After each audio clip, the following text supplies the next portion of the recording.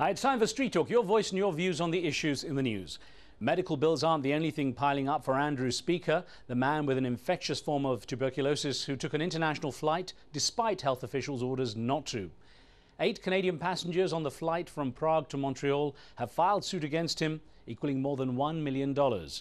One passenger has already tested positive for TB and has isolated himself from family and friends for their protection. Plaintiffs are claiming financial losses as well as emotional and psychological distress. Another 29 passengers who sat within 2 rows of Speaker are still undergoing tests and are being monitored by local health officials. More people are expected to come forward. Well, Jennifer in the US believes that Speaker wasn't acting maliciously. Those people filing lawsuits need to just suck it up and get over it. The guy didn't know that he was that big of a threat. There was no intent to harm. Emotional and psychological distress? Please. Noel in Cairo hopes the suing passengers win their case. Speaker was being completely selfish when he took that flight. He should have obeyed doctors' orders when they told him not to fly. I hope those filing the lawsuits get as much money as they want. Doris in Texas here in the US thinks that people should cut him some slack.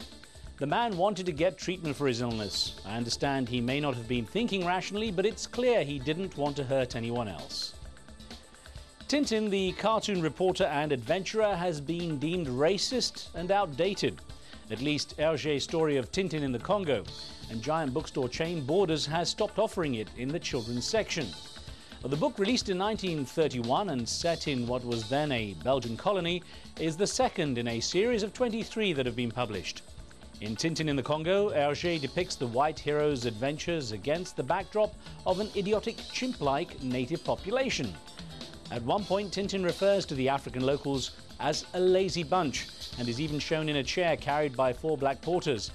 A complaint by a man in London has led many organizations to call for its removal from bookshelves. Ironically, since the complaint was lodged, sales have skyrocketed. Well, Dan writes in from Canada saying that the cartoon character stories were an important part of his childhood. Tintin books were among my favorites when I was a kid. They are always entertaining and overall reflect a positive value system. We can't just throw away history. Censorship for any reason is always wrong. Well, Peter, New Zealand has somehow tied the French into this. Since 1931, this book has been published and few, if any, had complaints about its storyline. So why now do we try to appease the minorities? Let's start banning French cooking along with everything else that only a few enjoy. I'm sure the frogs and snails would like to hear that.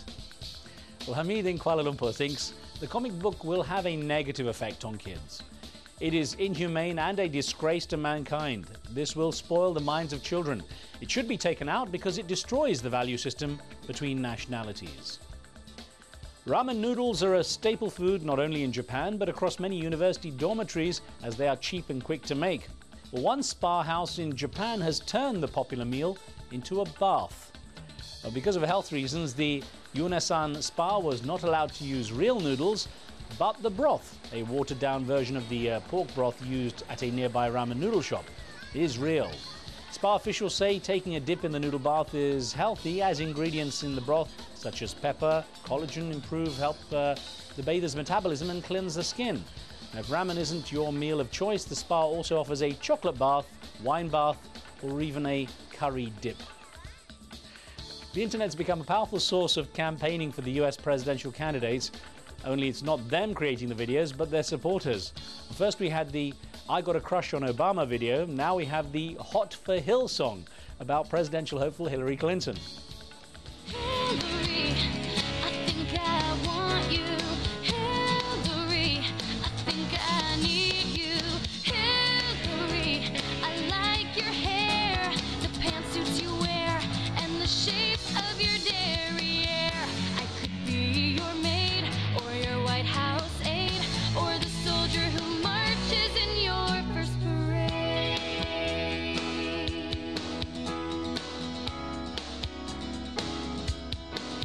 She's got style and class and a political past. Obama is nice, but you've got something he lacks.